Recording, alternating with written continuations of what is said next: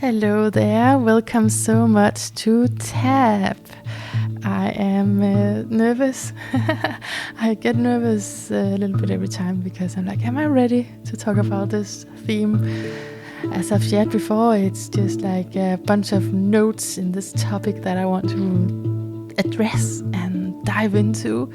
So it's not necessarily something that I know very well, except from, of course, I do have some opinions that I'm becoming more acquainted with. Let's put it like that. Yeah. So it's about family ties today. It's about cutting loose and what we could call estrangement, family estrangement, like becoming strangers with the people that maybe you grew up with them, maybe you didn't, but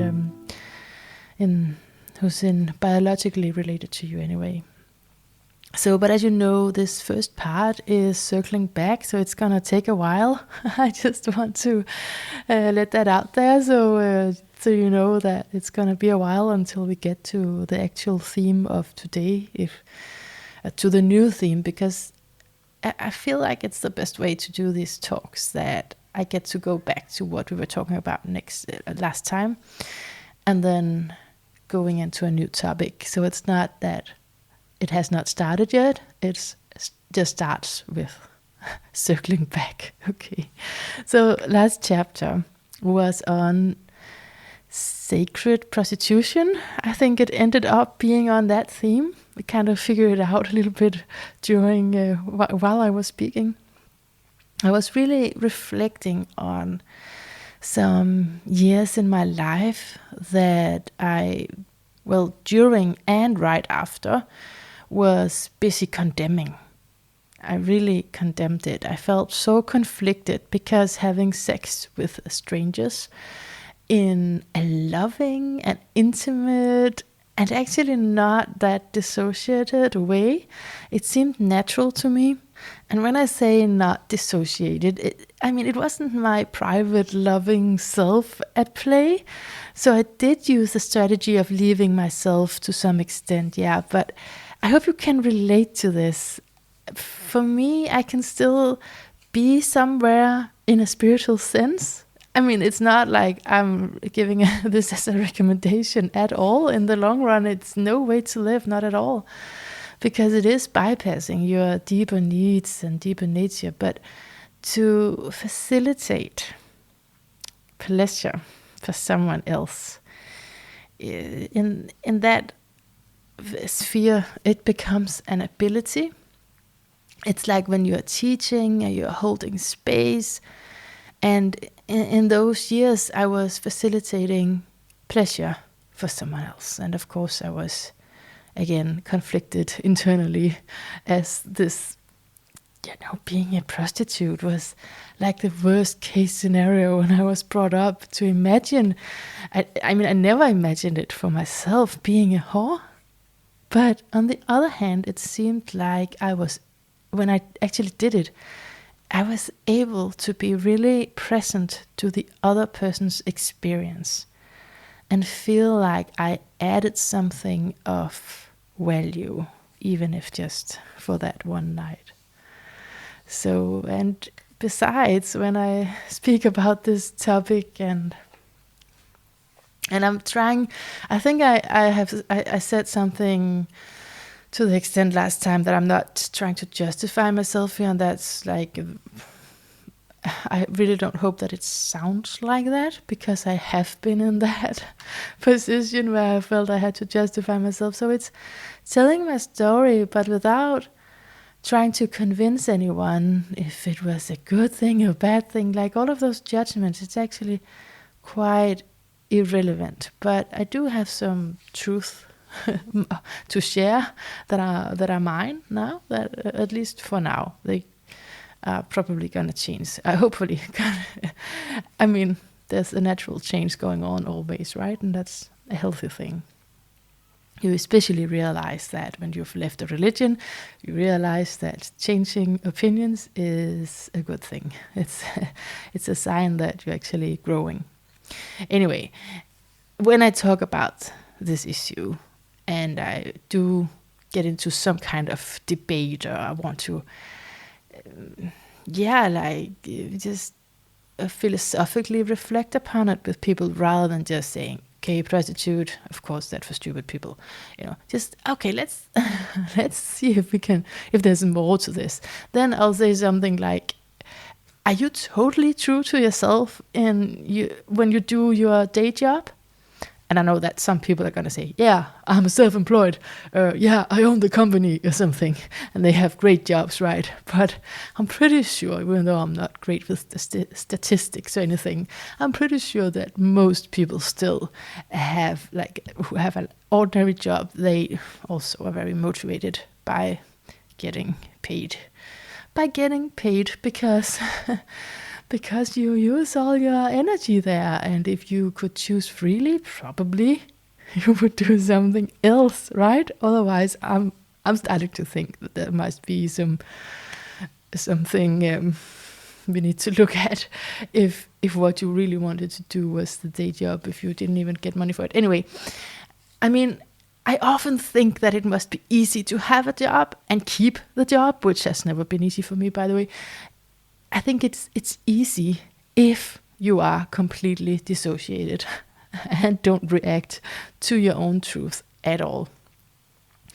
So it's easier to do well at a job interview, do well with sticking with a job even when you don't agree with their values or whatever, because you just going through the motions and you're not really checked in with your own personal truth. So, and I'm not, maybe I am now criticizing this a little bit because it is like a critique of mine in general, but I mean that so many of us has to do that to make a living anyway. But the reason why I'm bringing the critique up then is not to critique people who have a job. I mean, but it is to make that comparison. Okay, so people who provide for themselves through sexuality, and they do have to leave part of themselves in order to do that, because it's not like having sex with a person you're married to. It's not the same, right? But how much does that differ from doing a day job that you have the whole movement now with the silent quitting, right? A quiet quitting.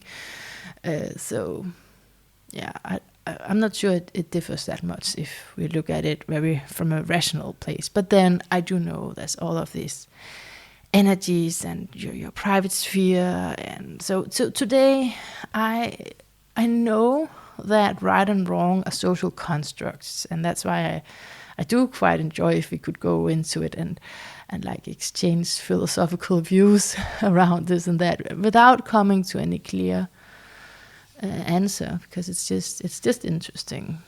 But I think we do get to choose how we want to look at it. There are different perspectives, and it drove me mad for many years trying to find a clear answer, both when I was in church on specific matters. It was, for example, around baptism, theological differences there, and outside religion, when I just had internalized that kind of approach to life, that there must be an answer. And why are people not agreeing? Like, I couldn't take that. So that's my new self is very aware that it's a social construct to what we approve of and what we don't approve of. And as an adult, I get to understand myself not only through having choice, but also through having knowledge about karma and the memories that we have from prior incarnations. That's one perspective that I've now taken on as my own. I actually just want to quote my teacher, Maurice Fernandez, because I asked him about Vesta and sacred spirituality. So just to go a little bit more into that theme, here is what he said. Ancient Greece was for the most part a male-centered culture, so historically I don't think we'll find a lot of deeper aspects of sexuality with women. but perhaps the dichotomy of virginal versus prostitute archetypes exacerbated. My point is that this duality, caused by spirit-matter split, had women lose their status in most every way, since women are the vehicle of birthing. They represent the descent into matter.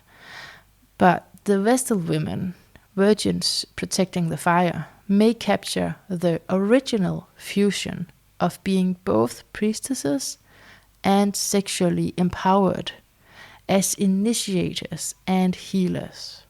And also beyond gender per se, the fact that sexuality was a sacred practice, meaning that it had function beyond reproduction or immediate gratification. And then he goes on to talking to us as astrologers, is saying that it's what is worth examining about Vesta, which is an astrological point too, that it tells us about it being devoted to service and trying to reconcile the flesh and spirit dichotomy.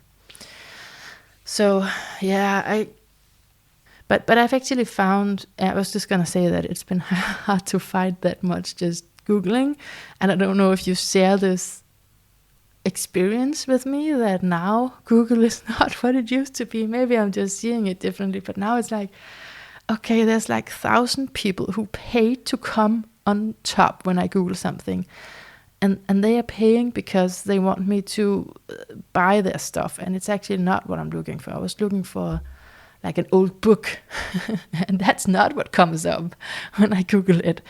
So yeah, libraries, I know, but even the Danish library is, when I've looked, has not been the most helpful anyway, with exactly, maybe I've searched in the wrong theme, because obviously it's out there, but it's just because I was searching around the sacred prostitution. But I did find a book that I had on Black Moon Lilith, and I want to read something to you in the end, so you can just chill and maybe fall asleep. Hopefully not. Stay present, but it's okay to sleep as well. So I'm going to do that in the end, because it's quite long. But I could just say right now what Lilith is, because that is not a part of what I will be reading about. So Lilith in mythology was the original Eve in Adam and Eve, the Garden of Eden. So before Eve, there was Lilith. It was Adam's first wife, but then she refused to be submissive and wanted to lie on top sexually. I think in every way she didn't accept being submissive, and she was cast out of the Garden of Eden. And so mythologically we consider her to be this like an independent force, right? So sometimes when, myths are, I think, always described slightly different, and sometimes you're like, she did what? After she got out of the garden? Like, she did what? Okay, that sounds intense. But really, I think, as far as I understand anyway, the essence is that she is very independent and knows what she wants and what she doesn't want.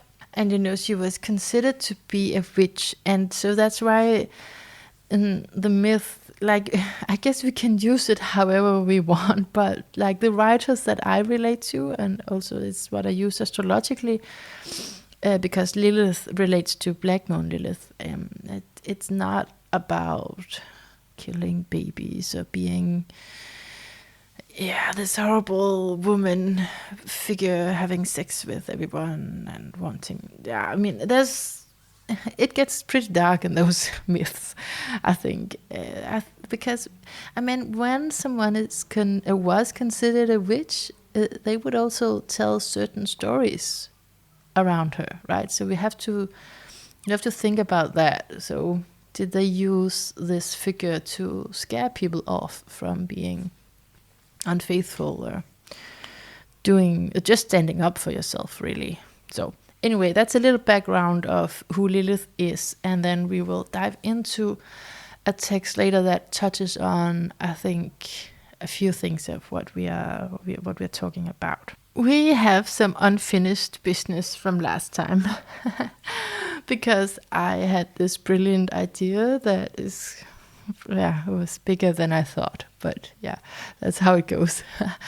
About going through a lecture from Jeffrey Wolfgreens, the different signs and how that relates to sexuality and what happens when they are sexualized. I think he puts it like that. And I forgot Virgo because I was gonna do half last time and half this time, but I forgot.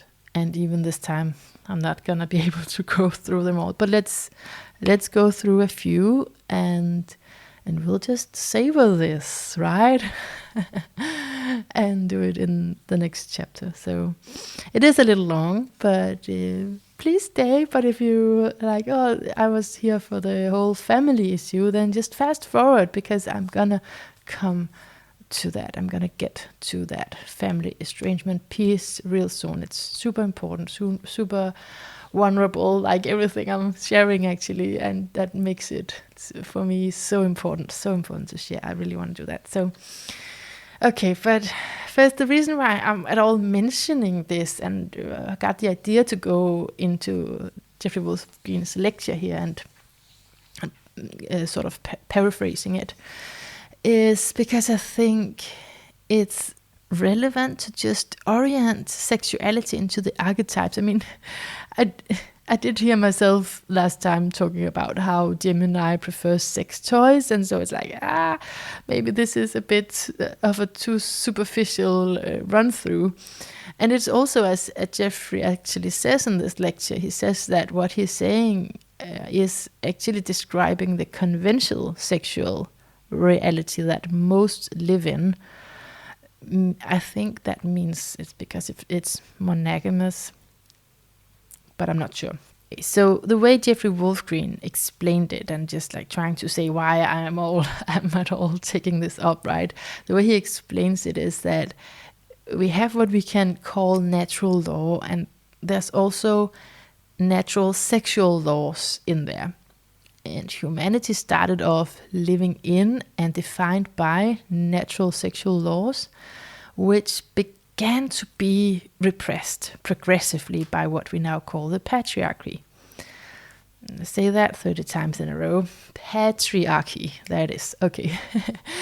He talks about the patriarchal transition with inventions of religion, which suppressed 90% of sexual laws, and whatever is suppressed becomes a causative factor of distortion and rage.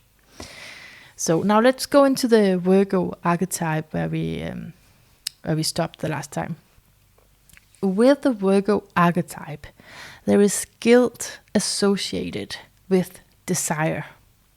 Okay, so when that archetype, that is where guilt is associated with desire, when that is sexualized, it can express itself through the pathology of sadomasochism, either complete denial of anything sexual or as a sexual addiction. So a common application is to focus on sexual methods and technique, like a Virgo likes the method and technique, that stimulates the partner to the exclusion of themselves, the Virgo himself. And Jeffrey Wolfgreens calls this a masochistic self-sacrifice. He also mentions that it can be a diffusion of sexual energy to always be busy, again something we know from the Virgo.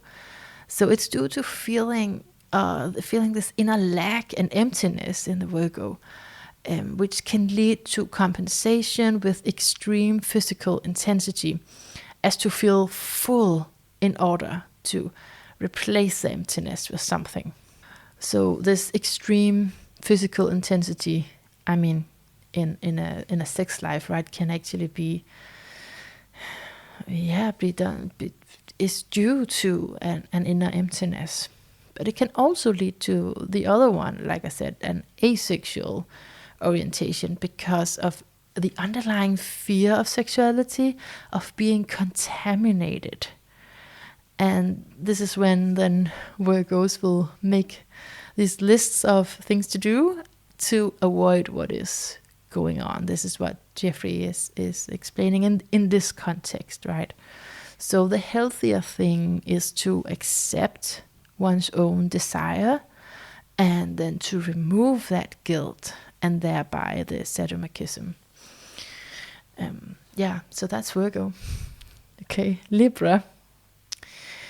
In a sexual lens, Libra desires to inwardly unite inner male and female through sexual role equality. So there's an instinct in Libra to harmonize with the sexual energy of the partner. And also to be the best sexual partner, because Libra can attune so much to the other person.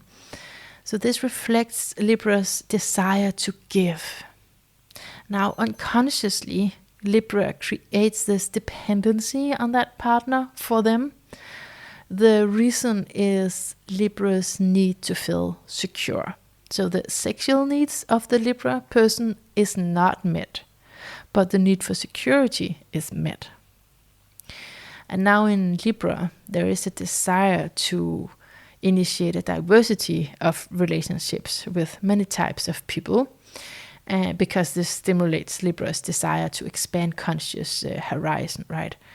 But so many of these connections have sexual overtones. And in the Libra archetype lies this sexual karma that can be created with all of these connections, all of these people. And for that reason, it's karmically necessary that when Libra do become attracted to someone but is already in an existing relationship, that they then communicate it honestly and inform the partner of such connections, because otherwise on the other side of that there's more karma to be created with that partner. It's also important for Libra to not become so involved in the sexual needs and responses of the partner so that they lose touch with their own needs and desires, surely. Yeah, so now Scorpio. I hope you hang in there. Scorpio. So Jeffrey says that sexually Scorpio are intrinsically compulsive. The sexual energy is constant. And Scorpio, it's the archetype where sex is used for power. Okay, apropos. It's also the sexual predator, and it's around sexual dominance as a result of that. But it's also here in this archetype that sex can be used for metamorphic transformation of one's psychological and emotional reality, because of the underlying purpose of Scorpio, which is to merging with a partner or merging with God. So in Scorpio, karma is osmosed and exchanged through sexual union with others. So it's here that we learn about the difference between sexual intensity used as domination, possession, and as a potential vehicle to work out built-up anger, versus the need to use sexual intensity as a vehicle to unite the soul and divinity from within oneself and with another. In Scorpio, there's also emotional and sexual addictions and fear of loss, betrayal, and abandonment. So that can be created fear of real intimacy, which then needs to be overcome by integrating the Taurus polarity of self-sufficiency. So the Scorpio energy is in fact empowered by learning to use oneself as one's own vehicle for metamorphic change. Okay, I'm going to do a last one. Sagittarius. In Sagittarius is the intuitively understanding of sexuality as a natural part of life. It's a principle within nature. And I'm just going to interrupt here because everything that I've said about these signs is exactly what Jeffrey is saying, right? So just interrupting. Mana is here, just saying, I have 5 planets in this sign, okay?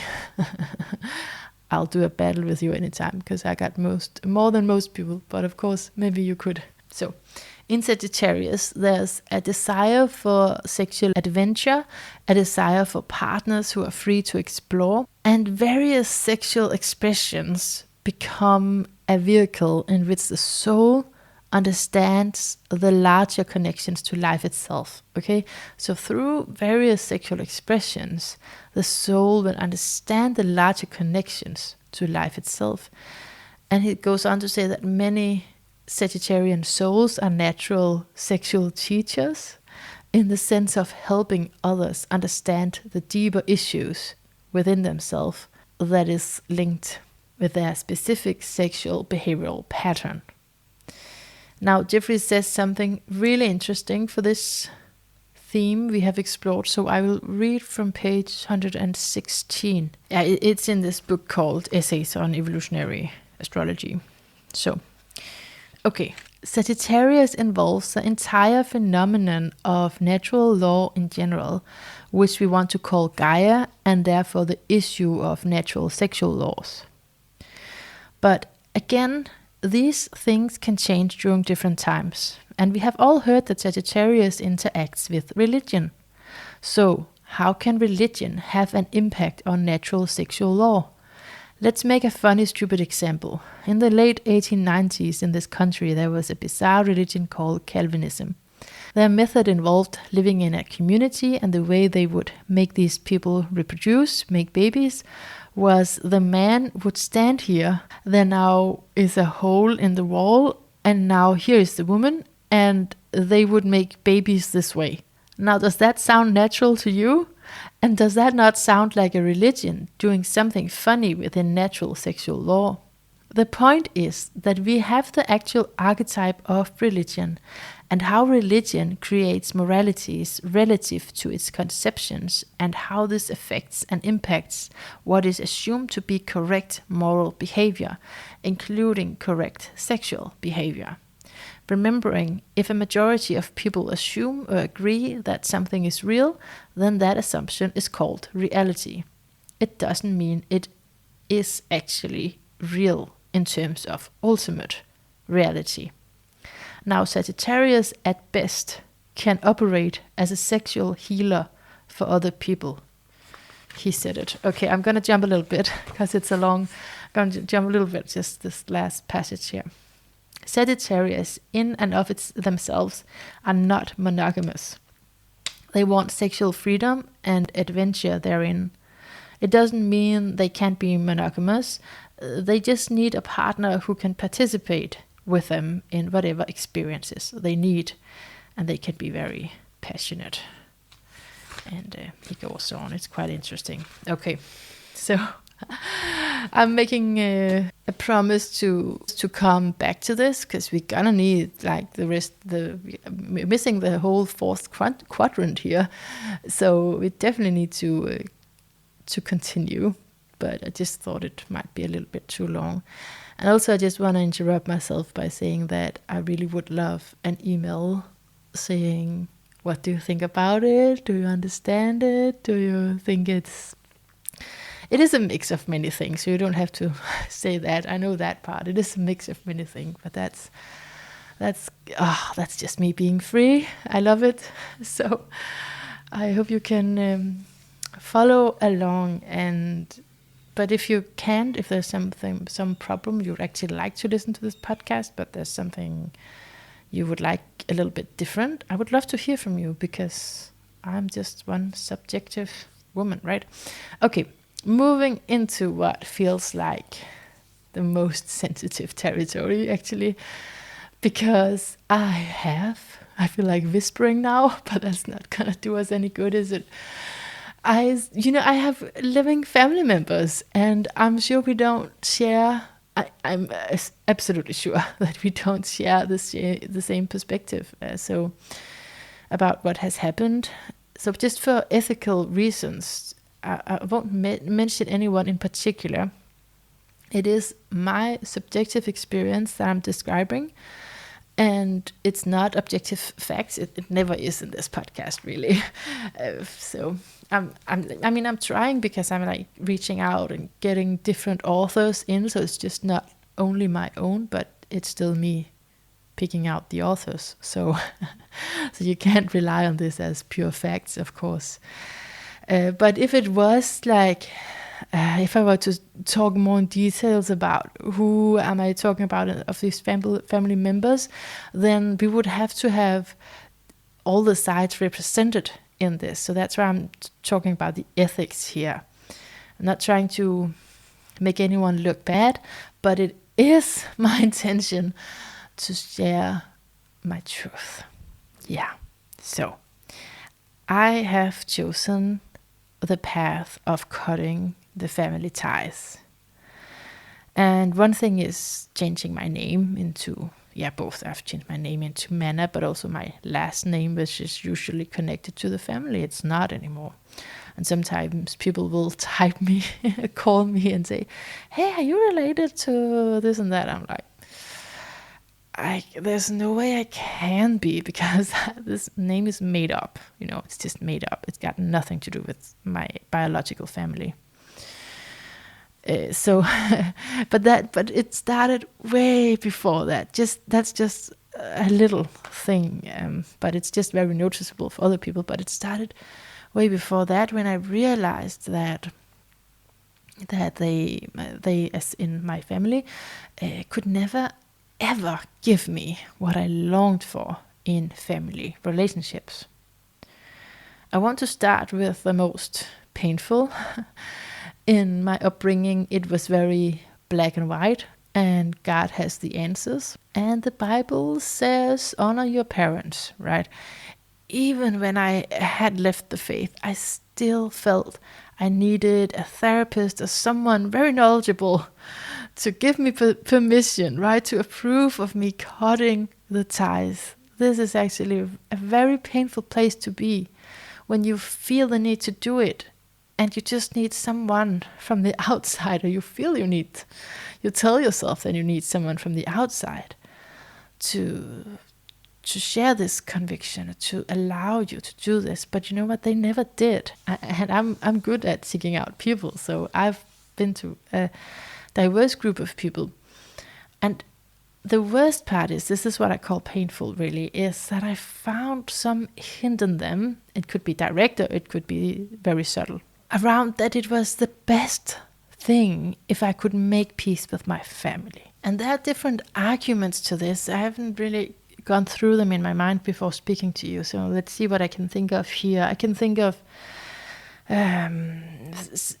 something like family constellations, which it's like, it makes so much sense to me also that there's a truth to that, and that we do influence each other, and we're going to get into that also. But yeah, it could be that, it can be in shamanism, and just different approaches. Of course the Christian view, but that's not the people that I've asked about this. But just every system or every philosophy has some moral, right? And I just, from my perception, when I was in that situation, I felt that all the systems told me it's never gonna end good for you if you estrange yourself from your family. And I just want to, regardless of all of that, state loud and clearly, and I pray to all the algorithm and Google Ads gods out there that you will hear this, you who are doubting a similar thing, a situation. I want to say that it can be a very, very wise decision to disconnect from your family. And if you're anything like me, hearing that, you'll say, oh, you said it can be. So is it now in my situation? And okay, so we're gonna get into this. I just want to say that it doesn't hurt your soul. I don't believe that. What I do think is that we need to heal from the destructiveness and the violations of boundaries, the neglect, and we need to learn how to care about our own feelings, how to feel them at all. So there's a lot of, a red thread in this podcast is about like the learning to trust your internal compass. So to help me to deal with this issue, I have a few authors I want to bring in. And this one is not, it's not around healing. This is more like understanding what could go on in a family, I think. And I'm being real selective in this work because there's a lot of work. So he's called Murray Bowen, and you've probably heard of him, but I hadn't heard of him. But just then you Google, right? And it's just so many YouTube and everything out there. So if you don't know him, there's plenty anyway. But we're going to get a little bit into it. Just for practicality, I've not used this one particular book. Whenever I'm quoting, I will tell you from where. So these words are not a direct copy of anything in particular. It's pieced together from different places, but I have used a few books that I'm going to mention when we come to it. So what it is, it's a theory on differentiating. And I feel that it explains everything. And I can't believe so many therapists and healers that I've seen and have come with this, like I told you, like I've come with this issue. Oh, is it okay for me to never call my mother again? Like this question, can I just cut the ties? It's what I want, but am I allowed? And not a soul has told me about some very fair reasons for wanting to do that. So I feel that in this theory there are some very fair reasons. I'm not sure what his take exactly is on estrangement. I'm pretty sure. I think that he would not go in that direction. But anyway, we'll take what we can use, right? So it's this Aquarius guy called Murray Bowen, lived in 1930 to 99, doctor of medicine, worked at the National Institute of Mental Health. And this is where he developed the family theory, now named after him, Bowen family system. And the system part of that word, that sentence, that title, the system part is important because he considered, and now we do too, the family as a living natural system that is comparable with evolutionary biology. So yeah, I did check his birth chart. I didn't have his time. I don't think it's anywhere out there. His time of birth, which would allow me to have his ascendant and houses, right? But it's still interesting, and it's interesting to find that he is really this progressive Aquarius. Not only Aquarius, also Uranus on the North Node. So yeah, he has this grand cross actually in cardinal signs, including the nodes in that cross. So, and Pluto, so it's a big one. Yeah, and Uranus on the North Node. So yeah, it's something new, isn't it, with the cardinal, and it's this axis of relationship with Aries and Libra, and then confronting the old traditions in Capricorn, Cancer, and then Cancer is of course also the family issues, and Capricorn is the structure, and Aries Libra is the relational piece, right? So, but I could go on about that. So his work, Bowens, we call him Bowen. Bowen's work was with the parents of schizophrenic patients, which is very Aquarian actually. Psychiatry is an Aquarian work. And so he is really said to have changed the culture, the view on how to work with kids, because we now look to the parents, right, rather than just individualizing the problem. More accurately, we look to the pattern that develop in families. And even more, Bowen looked at the family as a multi-generational emotional system, a unit. Yeah, so the aim of the system is to lessen chronic anxiety. So to lessen chronic anxiety, and chronic anxiety comes from either too much closeness or too great distance in a relationship. And it talks about anxious emotional reactivity, and I'm just completely thinking about the core of my father's being with the anxious emotional reactivity.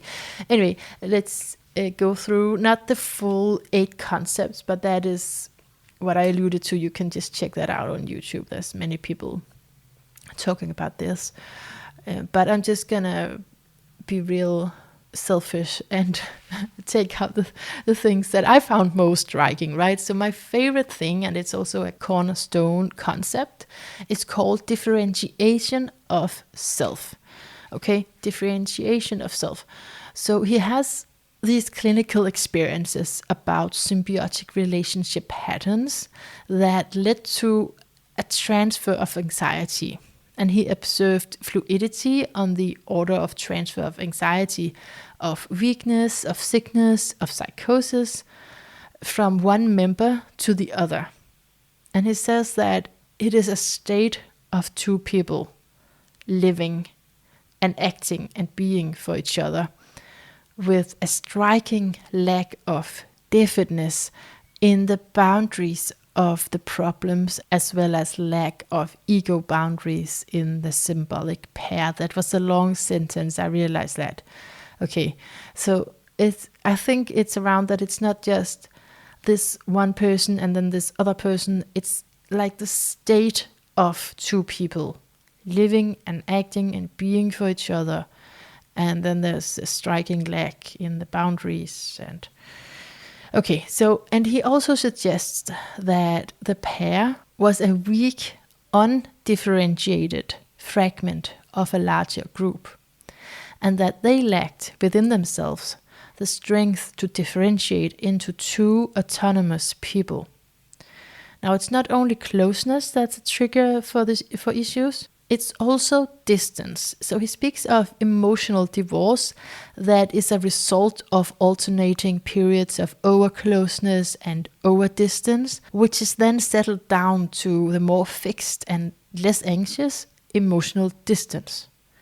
So these marriages is what he's talking about right here in what I read. So it could be other relationships, right? But it's just an example of a marriage.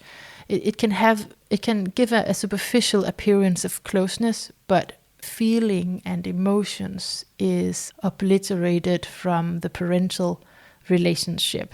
It's an emotional system, and from this emotional system originate individuality and togetherness as 2 opposing forces.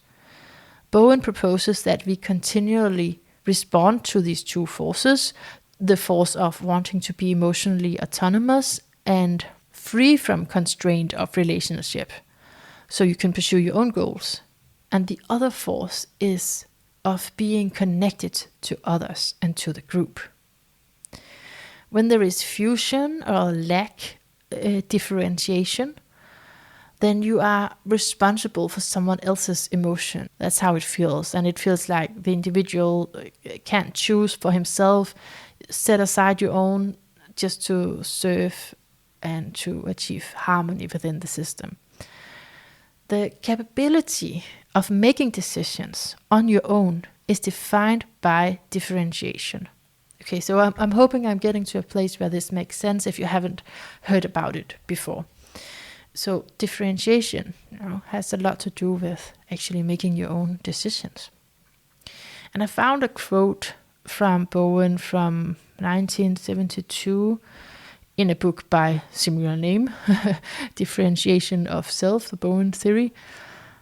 And it goes like this. The term differentiation of self was chosen as one that most accurately describes this long-term process in which the child slowly disengages from the original fusion with his mother and moves toward his own emotional autonomy.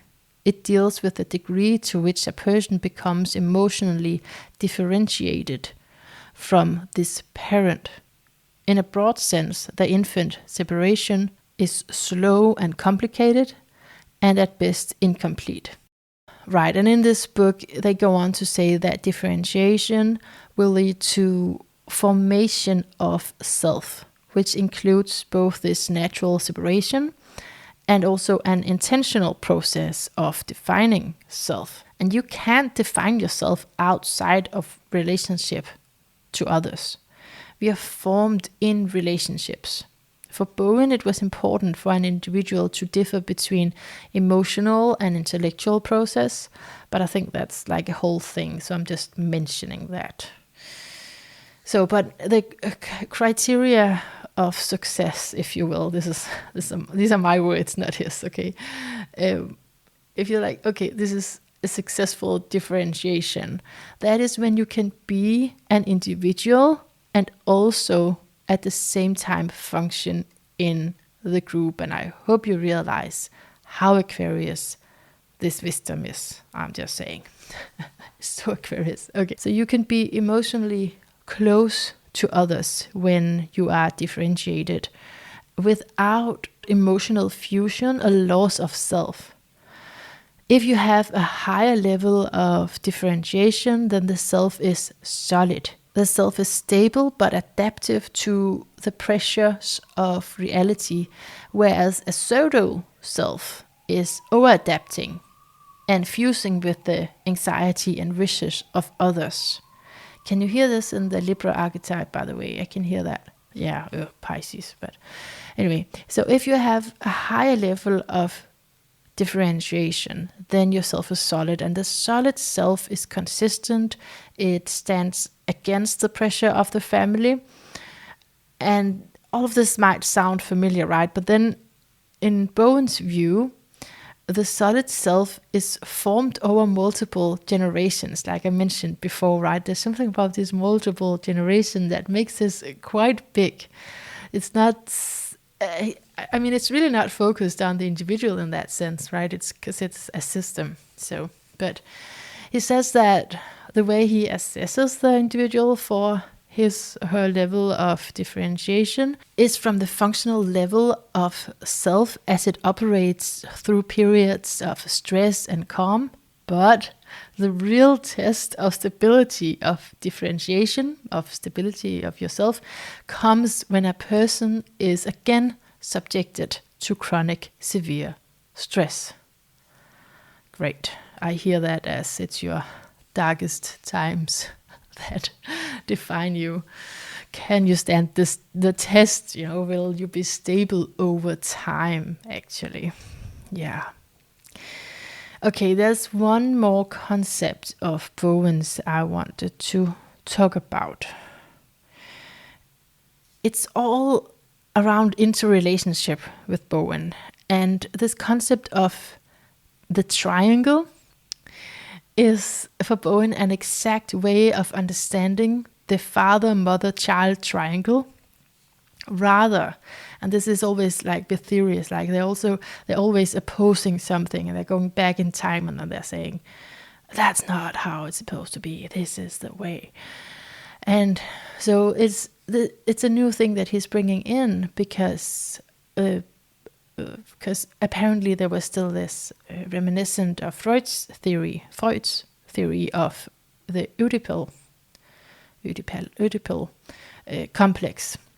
So the triangle refers to the process that occurs in both emotional and relationship system as an anxiety binder and a means of regulation. And again, Bowen does not restrict this triadic awareness to humans because all of his theories of human functioning is consonant with the fact of evolutionary biology. In 1966, he wrote, "The idea of triangles was the cement that integrated the concepts into a single theory. I simply could not do a routine paper when my mind was so close to new facts about triangles." And I'm just going to jump a little bit here in the quote. When emotional tension in a two-person system exceeds a certain level, it triangles a third person, permitting the tension to shift it within the triangle. An emotional tension system can shift to any of the old pre-established circuits. Yeah, so this is from a book called Triangles. They all the books are just called what his concepts are called, so it's easy. Yeah, so it's called Triangles and Bowen Theory. And in that book, it also states that Bowen has an updated version of triangles, and he's in his later years called it emotional triangles. And I think that was also to make a point of opposing something else. Anyway, triangles. It's a fascinating concept. So you have two people. I'm just going to say it with my words, right? I didn't even completely understand what I said myself there before. So I'm going to say it in a way that I understand it. There's two people here. And let's say they're unstable, which means they have a high level of anxiety. And they will look to make a triangle with something or someone, unconsciously, of course. It's not planned. It's just, this is what happens. This is a system, right? It's just in our nature. So they're making a triangle with something or someone to experience relief from that built-up tension. And this third party can very well be a child. There we have it, the family, okay? So triangles are mechanisms of interactions in which tension between two people becomes too much, intolerable, and then one of the partners bring in a third party.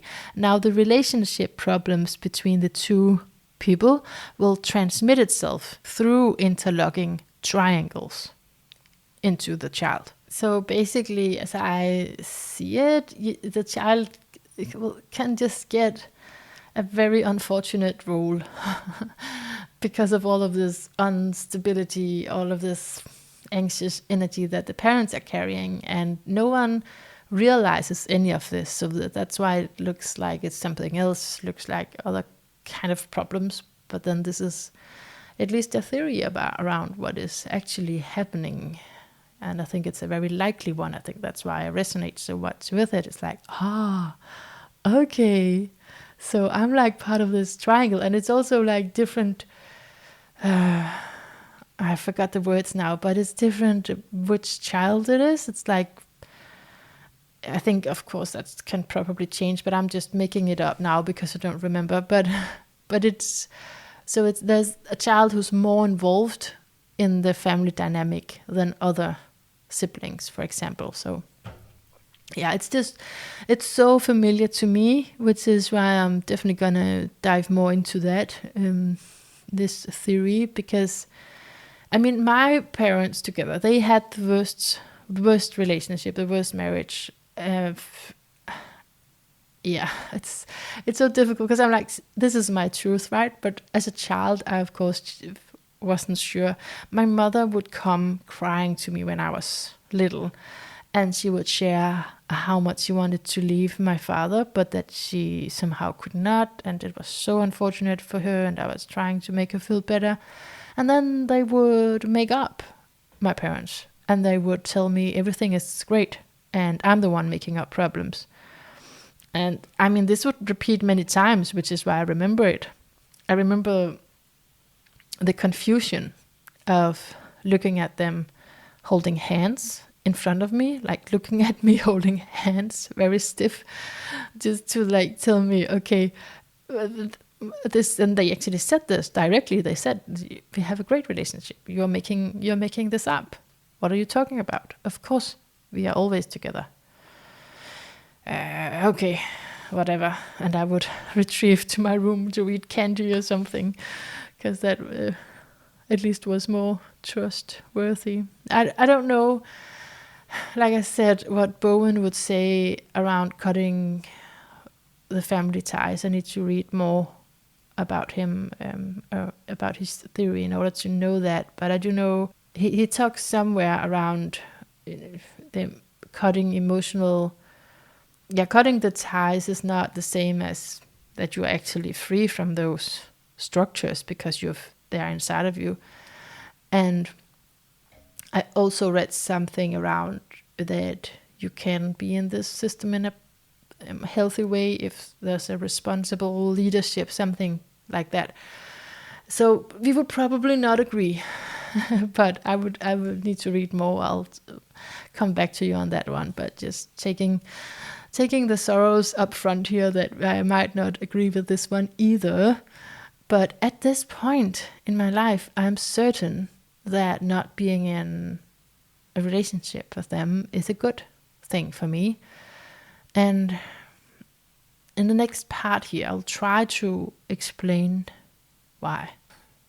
The structure of my childhood family can be described as, and I have described it in Danish many times, as a dysfunctional dynamic, as a low degree of awareness of oneself. I mean, each of us had low awareness of oneself and awareness of the space between us.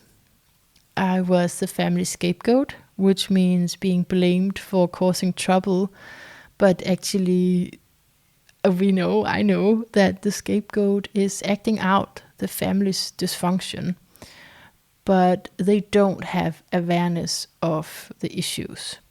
So this is something that, a way that I would look at it before reading Bowen, but reading the way that he poses it is, it fits very well with this. So self-examination is just not present in this family. And being a scapegoat, I mean, it is like being the one who picks up energy and then acts it out, and of course is blamed both by them and blamed also by oneself for being bad. So this is why, the first chapter about feeling wrong, feeling bad is really because, not even like not having that now is, whoa, where did it go? I mean, because it was such an ingrained, an embedded feeling of self, of being bad. So simultaneously, the experience of not being seen, and in short, much later as an adult, this led me to doubt my sanity, question my own sanity, and choose partners I could not share real intimacy with, or emotional intimacy with, just to mention a few of the consequences to this. And I mean, so I mentioned that I know that my family, if they were to hear this, they would not agree, right? So it's not possible for me to prove that I was the scapegoat. And when I have tried throughout the years to confront them about specific instances, they just don't remember. They don't remember, and they deny that what I remember has happened. They deny that to be real. So as a child, you have this inherent trust in your family.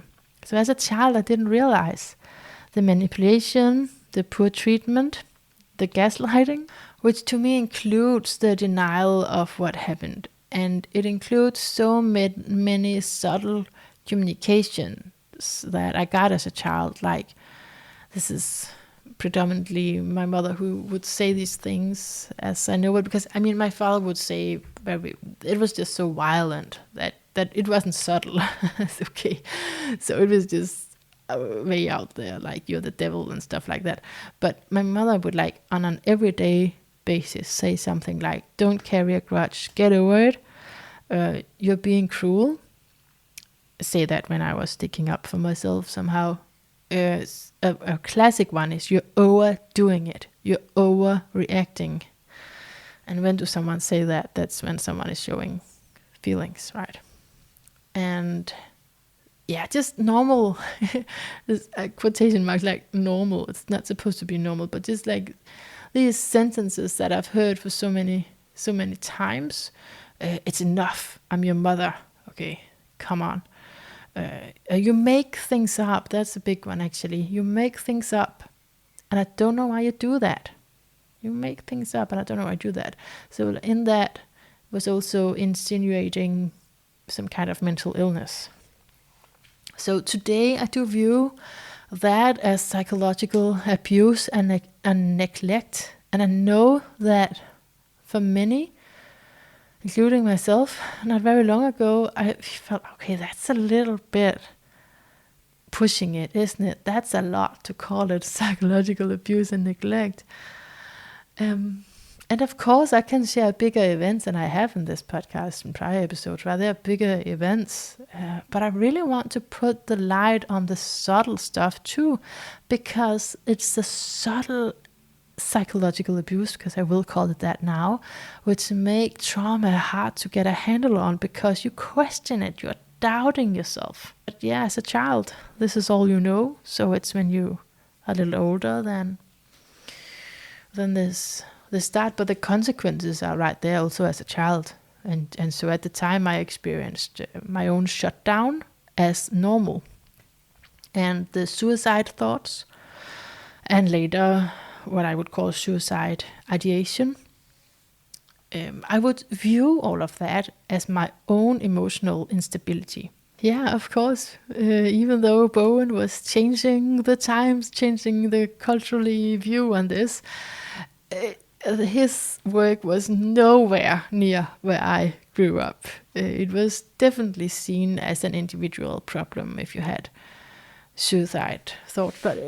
Suicide thoughts, I was going to say, but I'm just interrupting myself here, because when you have that religious thing going on, it's a little bit different, because it was not hard to find any Christians who would applaud that I'm fantasizing about going to heaven. Can you see what I mean? So people would just be like, yeah, whereas I actually wanted to leave this place. And then it was actually not very, but it was somewhat encouraged to have these ideations about dying, fantasies about dying. And now that I'm saying it out loud, it's quite sensitive. I hope it's okay that I'm like thinking of things while I'm speaking to you. Now that I'm saying it, this is my father. Like, we would pray before every meal, right? And he would actually talk a lot about heaven, and he would talk a lot about how he hated his job, and that how he was looking forward to going to heaven. So I was in the middle of saying it was somewhat encouraged, because I was thinking of other members of the congregation that I grew up in. But if I'm thinking about my own household, like the dinner table, it would be the normal to think, oh, I had a shitty day at work. I'm just looking forward to going to paradise. So, I mean, I'm not even saying right now that there's something so awful about having a fantasy of escape. I can tolerate that. The issue here is there's a really young child who's connecting that to, so it's better for me to die than to live. I do consider that to be a problem. I also grew up with a mom who spoke a lot about how she was victimized by others and how unfortunate it was for her. She was especially victimized by her father. So all through my childhood, we all heard how much pain there was in her life around having grown up with her father. And I didn't know him, my grandfather, until he had like real severe dementia, and I met him in an old people's place. But from more sources than one, I've heard that he was very self-absorbed, and I can imagine that he was tyrannical. And I trust my mother in sharing her truth about what happened. So I did. But it's just like, as a child, maybe you're not really supposed to carry those burdens yet. It's a little bit on edge, right? But I mean, if she had just told how awful it was growing up and then not continued being the victim, then it would be very different, because she continued to be the victim. She didn't notice the pattern that she repeated also into her older years now, like with chronic illness. So it was a chronic self-preoccupation in that sense. So of course, it's very unfortunate. I have very great sympathy, and I had as a child too much I think, sympathy for my mother. It's so sad for her, right?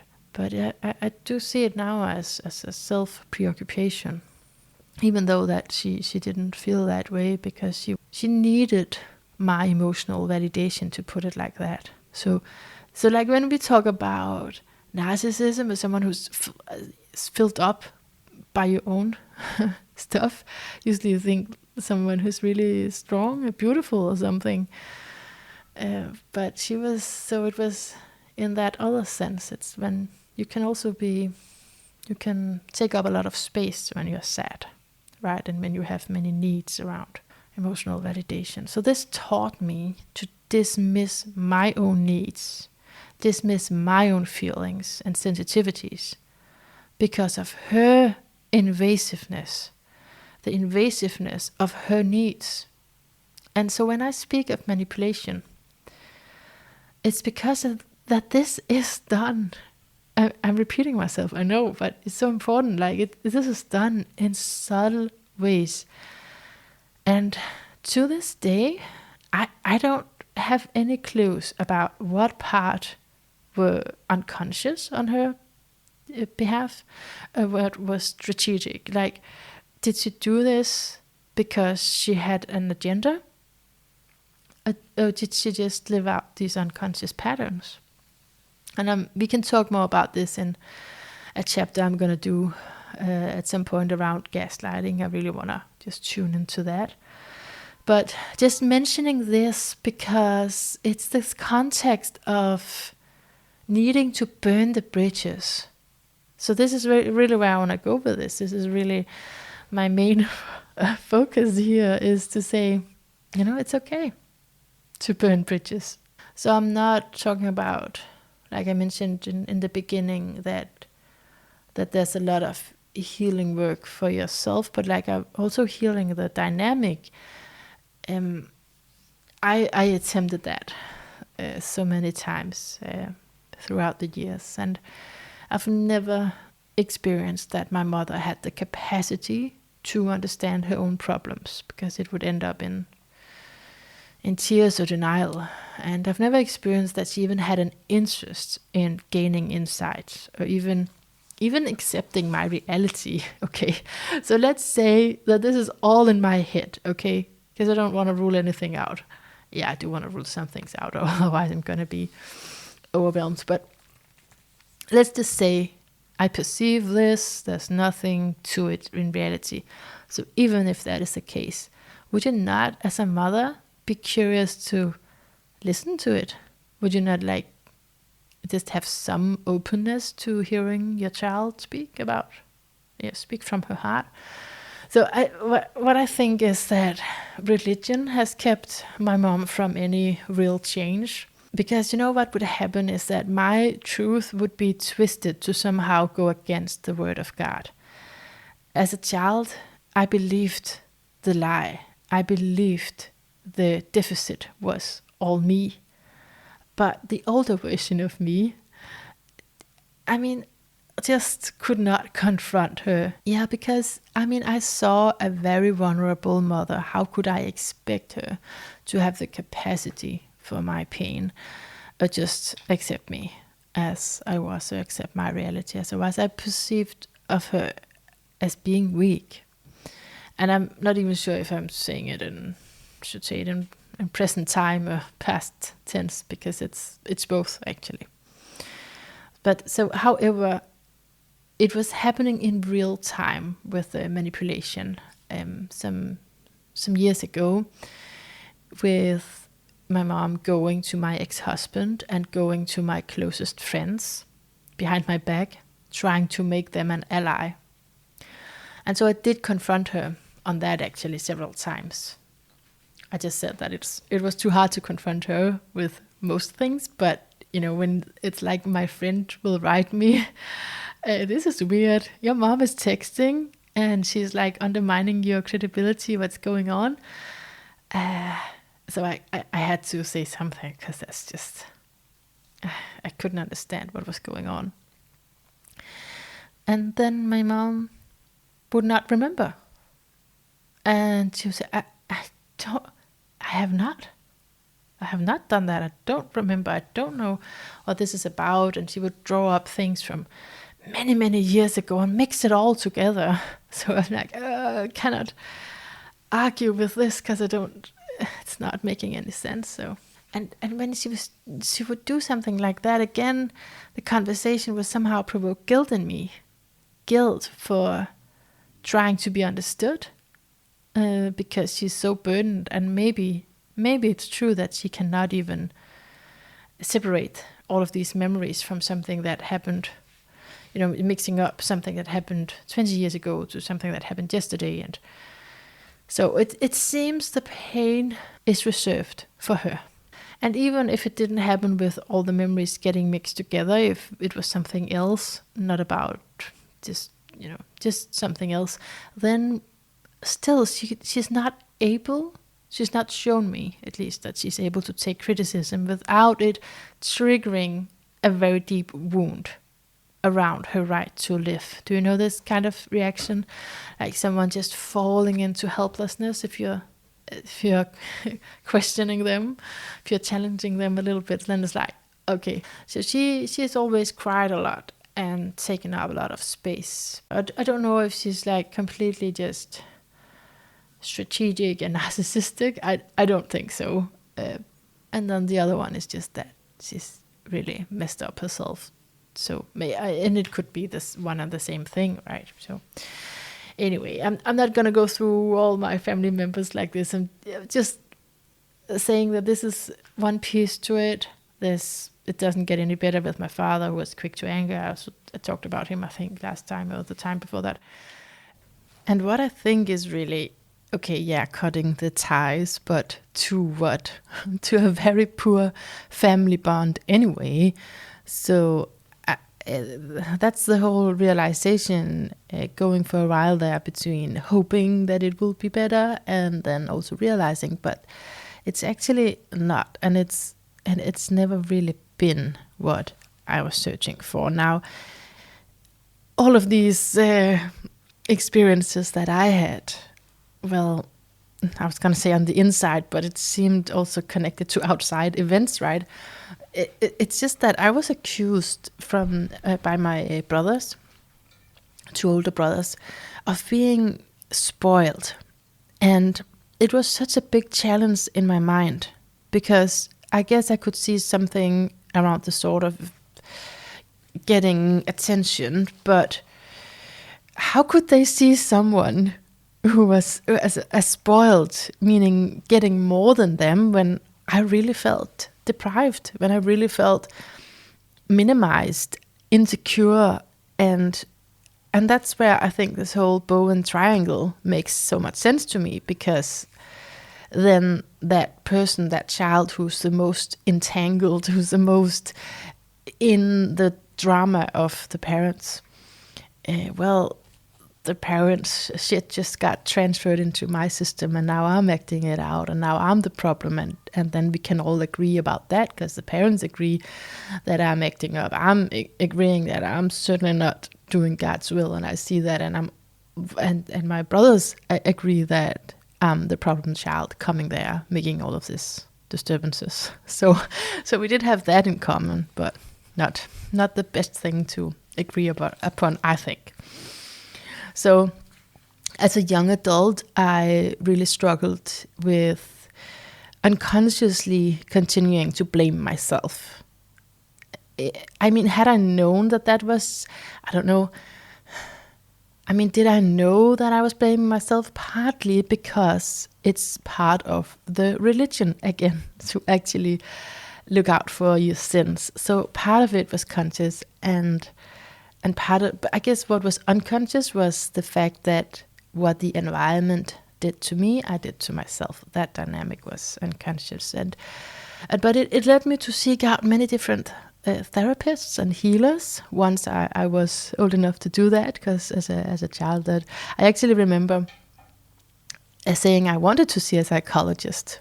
I kind of heard that somewhere, but my parents said that is so embarrassing. I don't exactly remember how they related it to hell and the devil, but they sort of did. And so it could not no, we don't do that here. So when I was old enough to seek out help, I did. And I wanted exactly to work on my difficult relationship to the whole family, and especially my mother. That as a child, I had identified my mother as the good one and my father as the bad one, because my mother was there and my father was mostly absent. But being a young mother myself, or becoming a young mother myself, I realized that something was up with this worldview. Like, I don't know if she was concealing something by putting blame on my father for being clearly absent and clearly angry.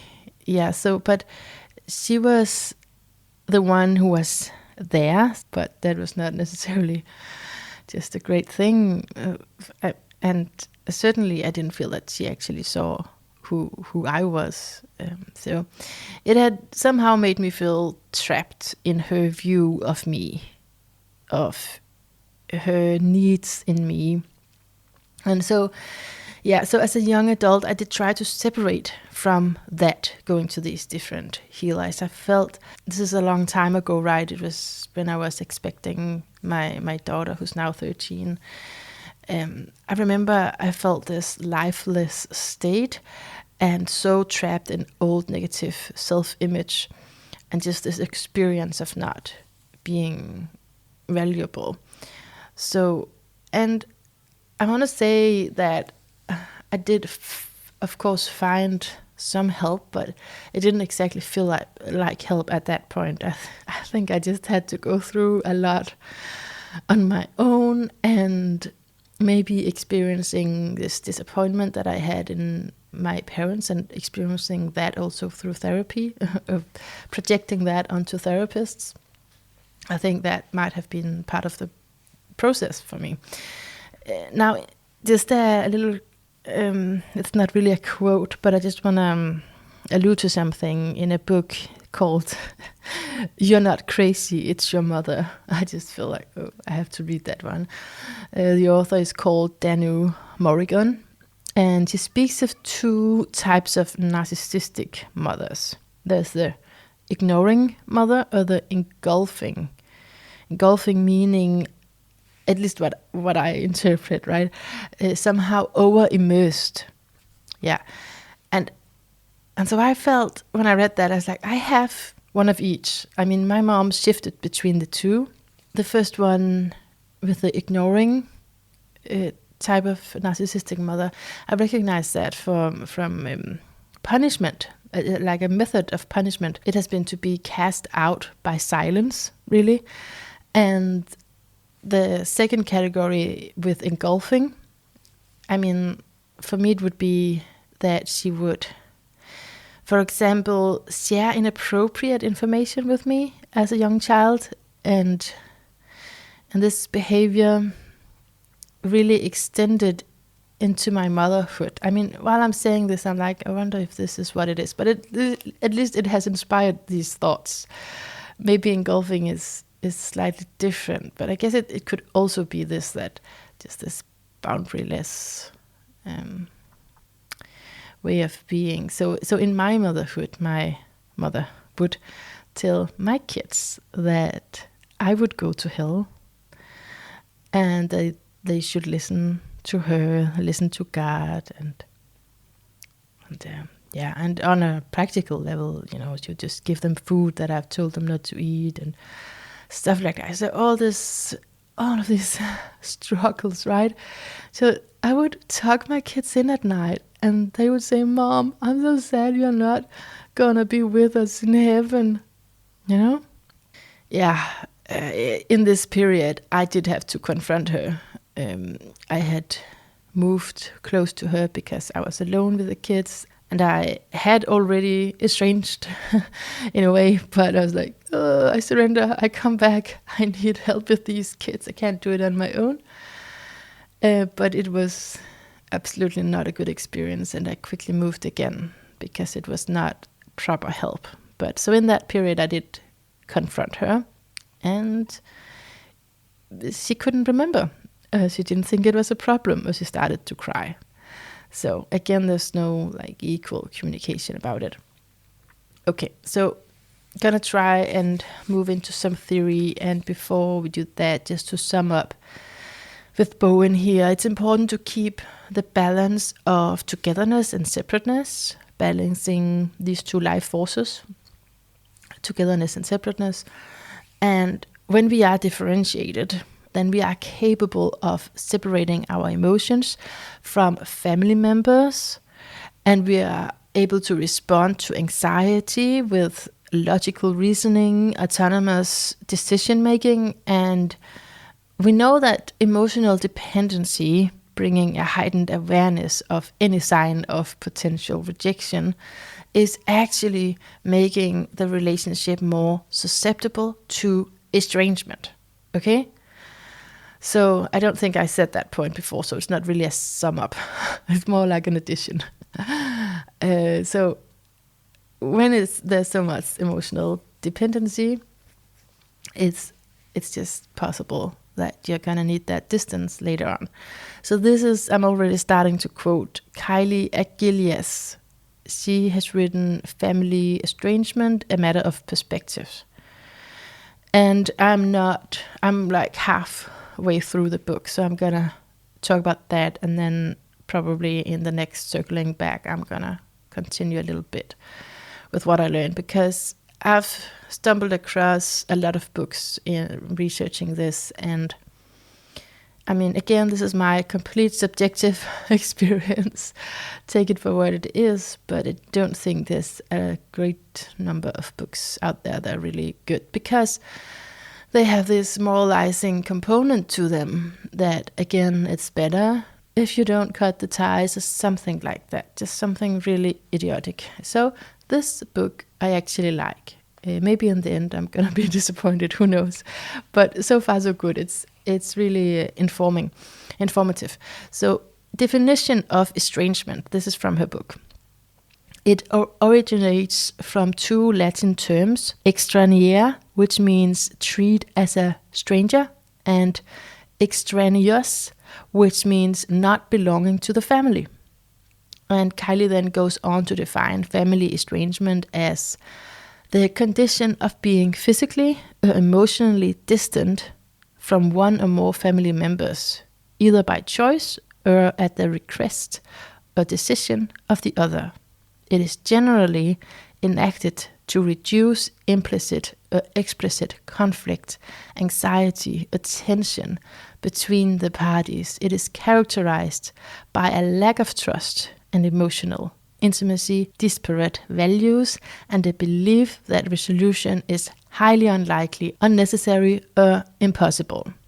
It involves some level of dissatisfaction that relates to the unmet relational expectations that elicit some level of negative emotions.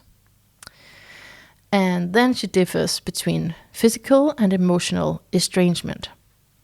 And she also says that a distant relationship is when family members drift apart but are happy to interact if their paths cross. So estrangement is something very different. And you could ask yourself, or me, why would someone choose estrangement? And then Kylie has this quote: a sense of long-term disconnection in childhood has been described as a precursor to estrangement in adulthood.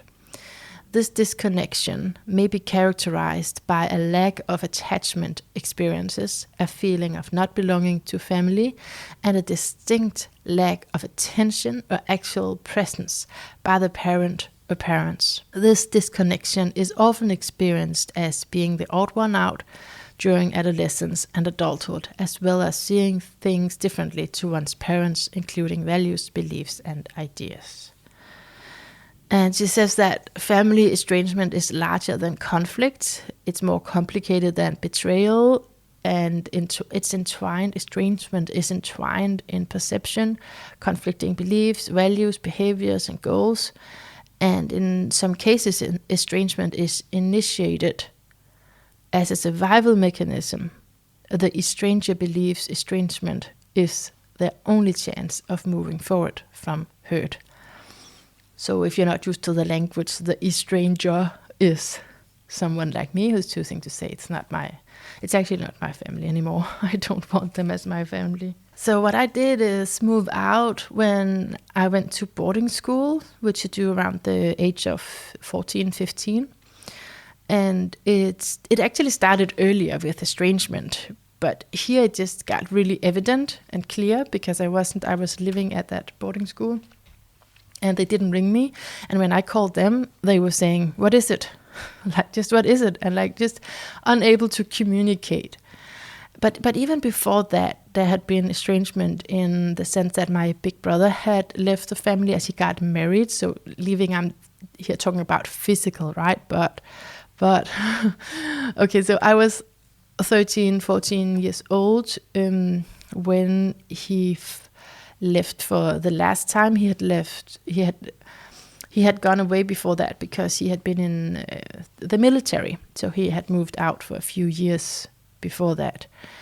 And I had longed for him to come back. So I dreaded the experience of being in the home. It had honestly social consequences. And this is a part of Bowens' family system, as I recall it, that if something happens in one of the persons in the system, then it's going to influence the whole thing, the whole unit. So this can seem very normal, right? Someone is moving because he's getting married, so it's normal. But it was so unexpected for me that he would not be able to contact me. He did not contact me, and when I contacted him, he would either be really short or not respond. And in this fragile teenage state, I was trying to live up to my big brother's ideals. Most importantly was for me to find a husband, I understood, through the ideals that I was taught. And that is because it was part of his response to me was like, we can't have the relationship that you're seeking, go get a husband. I mean, I was quite young, right? But that's just how things were. I was unsure of my brother's motives and intention for the dissolution. I was thinking, what did I do? What's wrong with me? Why won't you accept contact with me? And the thing is, we had probably never been close. I want to take off probably. We had never been close, but I had wanted to, longed to. And so for me, there was a sort of rupture in attachment bond, even though it was, a little strange like that. I'd say it was an intense loss for me, as he was the golden child in the family, and I had very positive projections on him. So when he left the childhood home physically, I somehow lost that identification. I had fewer resources on which to draw. This was definitely due to emotional dependency on this older brother who could do it all and was the most Christian of us, and who was able to give me advice on how to live by the biblical law.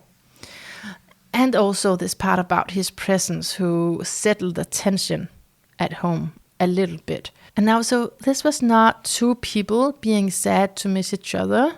It was just one person, me, being sad to miss him. I think he got to alleviate his own discomfort by leaving the home, even though, he never agreed with me that something was wrong in the home. He thought it was totally normal. So as you can already hear by now, I was telling you he's like this really religious figure, right? And he could not sense that anything were to be disconnected at home. So I don't share values or perspectives with this guy, but because as a child he meant so much to me, I think I held on to it. Well, because of that child, of course, and also due to disenfranchised grief, which is when a person experiences loss, but that grief is not openly acknowledged or socially validated.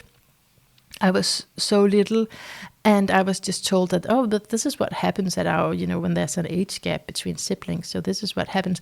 And also the part that it was really sad for me, but it wasn't sad for him. And it felt really embarrassing then, because my brother did not feel that sentiment towards me, and we were not even that close. So how could I even be sad, right? Yeah, but I was, and I have been dealing, that was then, it's a long time ago, but since I have also been dealing with letting that go, that hurt, because it has a tendency to stick around if we don't allow it and accept it.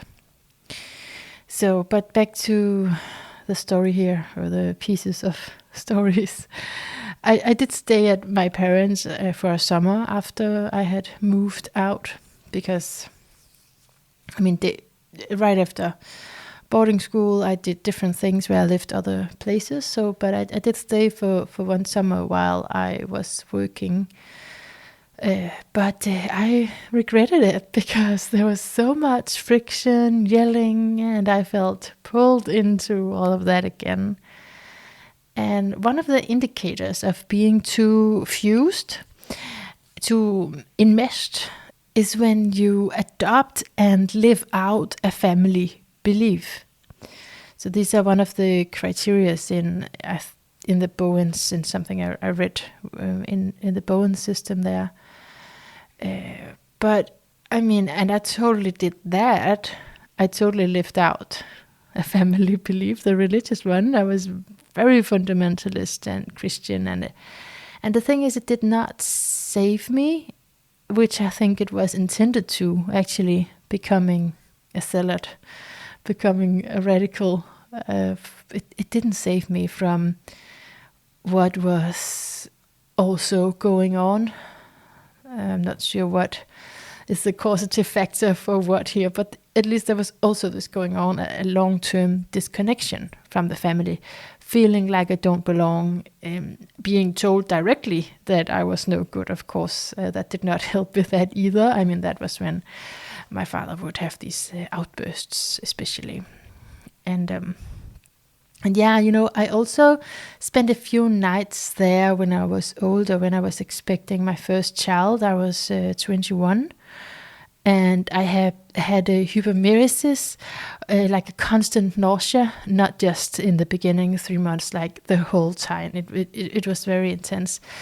And my father would yell and be very angry when I threw up, telling me to keep it in, telling me to be quiet. And I'm laughing because it became so evident again, right? I was thinking, how can it be that I expected something else from him when this is all I know? This is the old pattern on repeat, right? That he's actually shaming me and wanting me to be still and not throw up while I'm in a very vulnerable position, not only being pregnant, but also being sick. I knew that it was him to be like that, and me being pregnant would not change him. And this leads me to an important concept of unfulfilled expectations of parental support. And I've met so many people who are struggling with this, so it's definitely something that I want to dive more into. The problem with these expectations really occur when we expect something to happen without good logical reason for that expectation. And just in short, I would love to do like a longer one on this, but I have to study. I have to figure out what to say about it in order to do a longer one. But just as far as I've come with this for now, is that it is that little child inside of us, inside of me, that would give new chances to people not deserving it, to put it like that, or to keep expecting something that is not realistic and with no good reason for it. That little child has to do that. Has to keep trying to get love, to connect, and so it's a leftover in that sense. It's an old strategy. And I think that each of us have to figure out how to relate to it in the present moment. For me, at least, it means not putting myself in a situation again like I did when I was pregnant at that time, where I somehow was dependent on, like, that is where I slept, right? Just for a couple of nights. But still, I don't want to put myself in that situation again, because that's actually putting myself in harm's way. It's like dangerous. It's not protected. So what I want to do now is trust myself to give myself what I need, and tell that little girl inside that what she's longing for, what I would be longing for with that behavior of, well, in that case, I was really just visiting for a few days. But even to do that is to ask for something that I cannot get anymore, if you know what I mean. Like, that little girl needed it, right? She needed her father to be calm and to take care of her. I mean, I did not even expect that. I kind of just expected for me to be able to throw up and not that should not make anyone angry, right? So, but just saying, just to make a point of it, that we can have that little hurt place inside, that it's actually not going to help what happens now. Of course, it could be a very healing opportunity. I realize that if the adult parent, or the old parent to the adult child would really have changed and turned around. But when there's no evidence of that, if there's no clue, there's no invitation, let's talk about this or anything, then that's probably not going to happen, and it's probably going to be a shit show again. So I would, and I haven't since then. I've not, I mean, I've seen them, I think, a few times, when it was not possible in any other way, but I've not opened up, I've not been vulnerable, and I have estranged myself from them, to put it like that. Cut the ties, both emotionally and mostly also physically. And that is, I feel, an adult thing, because I'm actually protecting myself here. I don't want to stay in that magical thinking of, oh, this time it's gonna be different, because that is that little child, and she can never get what she needed now. I don't think so. I mean, I'm like circling around this theme, because I'm thinking, okay, well, maybe if the parents actually change, there would be a healing opportunity, sure, but mostly that doesn't happen. And I think even if that happened, you would still carry a wound that's old, and that I need to deal with that as an adult. I need to deal with that myself. Okay, so I just have a few more quotes, I think, and then we're gonna progress into Black Moon Lilith, where you could go to sleep if you wanted. It's like a good night story. Okay, so, but I've read different books, nothing too great. I mean, the one I recommended before is the best one that I've found, and I'll say some more about it in the next one when I've read it through to the end. It was that family estrangement, the perspective, something, yeah, perspective, a matter of perspective, yeah. But I've stumbled across another book too called Empty, Overcoming Your Childhood Emotional Neglect.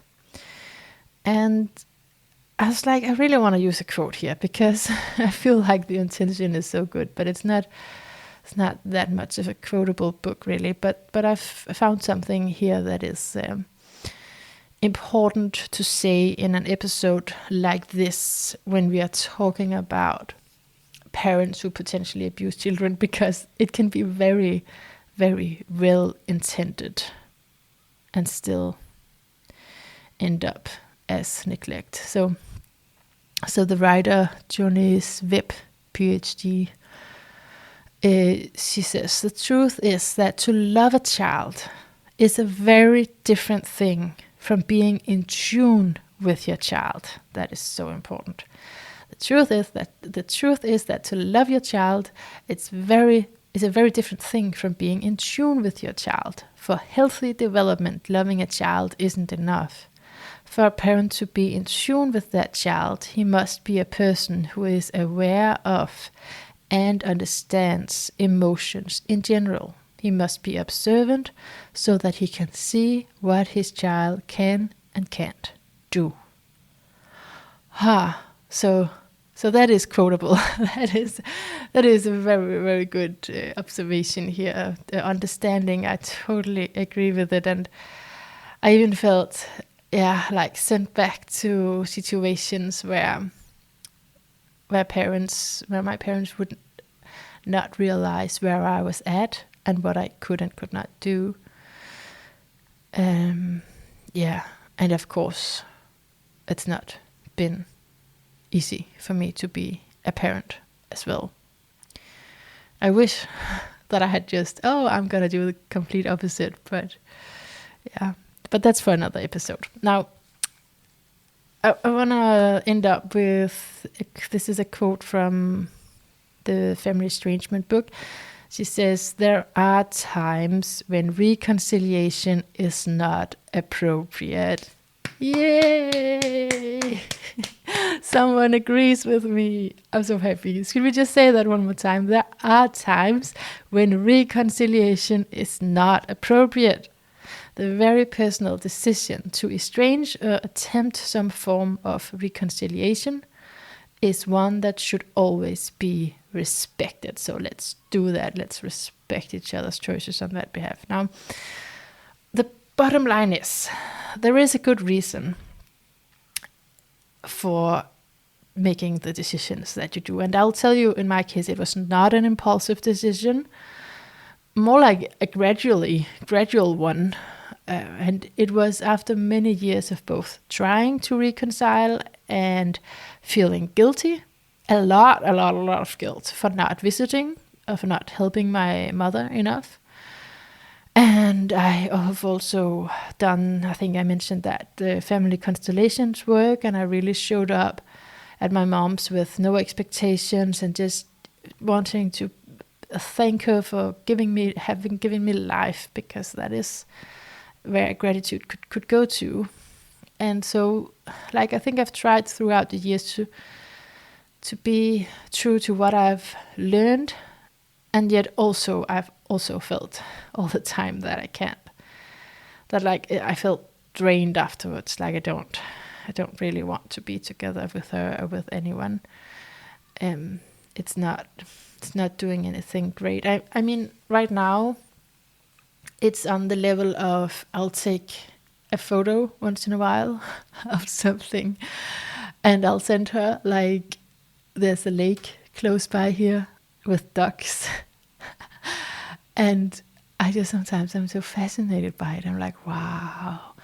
And I think no one else cares, but my mom probably would like a photo of a duck. So I take a photo and I send it to her. So that's a little bit. It's not too often, but I do it once in a while. And I think it's some weeks ago I did that the last time. And she was asking something like, "What are you doing?" or where are you when you take that photo, something like that. And I told her, well, I'm out in nature doing Qigong. And she just made a thumbs up, and that was it.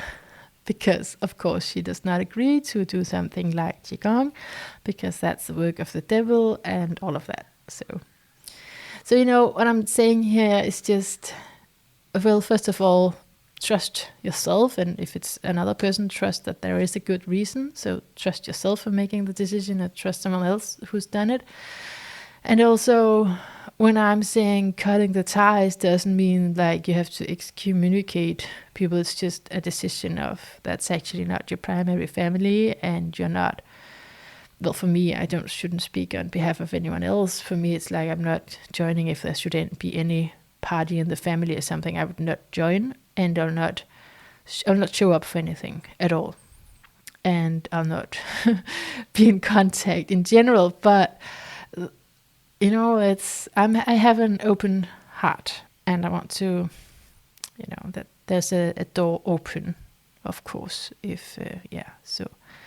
but I am at a length of distance where I can be okay. I can be okay with sending a photo 4 times a year and then maybe being reminded that how different we are, but that, she also gave me life. So, I mean, it would be so great if someone were to give us permission, right? If you are having thoughts about leaving the family in one sense or the other in your totally own way, it would be so nice if someone gave us permission. The reason is that part of the trauma is about being disempowered. It might be even the central core trauma, actually. It's being disempowered. For me, at least it was learned helplessness. And the consequence to that is that it's so hard to trust the reality that you sense. So when you sense the reality of wanting to leave, you just want someone to validate that. But we have to remember that experts have their own triangles to deal with, and you need to look out for yourself, because you can do that as an adult. And a way to overcome learned helplessness, I'm actually going to read an article I found, because I think that can explain it better than my little resume. Just part of an article. See, it's called How Trauma Can Rob Us of Our Power and Make Us Feel Helpless. It's written by Darlene Lancer. Yeah, so just reading a section of this. Learned helplessness was a term coined by Martin Seligman in the 60s to describe a mindset where you don't try to get out of a negative situation because in the past you learned that you were helpless. In Seligman's experience, he rang a bell and then gave a dog a light shock to condition them to expect a shock after hearing the bell. He discovered that after a while, when hearing the bell, the dogs reacted fearfully as though they had been shocked, although they hadn't been. Human behavior is similar. For example, if you were lied to or betrayed, you become distrustful. You might imagine that you're being deceived in new relationships when you're not. You might react to your thoughts, become angry, and falsely accuse your new partner or even break up. We think of this as projecting our past experience onto other people and present situation. Now, Seligman went further and put these dogs in a crate that was divided so the shock would only affect one side. The dog could easily step over a low fence to the other side and avoid the shocks. However, the dogs did not. Instead, they gave up and lay down. Then he shocked different dogs in a divided crate who hadn't previously been conditioned with bell and shock. These dogs quickly jumped to the other side of the fence to avoid the shock. This proved that the conditioned set of dogs had learned to be helpless. Another example of this is the practice of chaining young elephants to a post. As adults, they don't run away when the chains are removed. How we interpret events matters. People attribute causation to internal and external factors. Research reveals that people who consistently make global internal attributions to negative events, meaning that they blame themselves regardless of the situation, develop learned helplessness. When they believe they are always the problem, they lack the motivation to improve, to try again, or to try new things. Okay, I'm jumping a little bit in that article here. Many codependents developed learned helplessness in childhood. As young children, we are actually dependent on our parents for survival, not only physically but also emotionally. We quickly learn strategies to stay safe and minimize our parents' displeasure.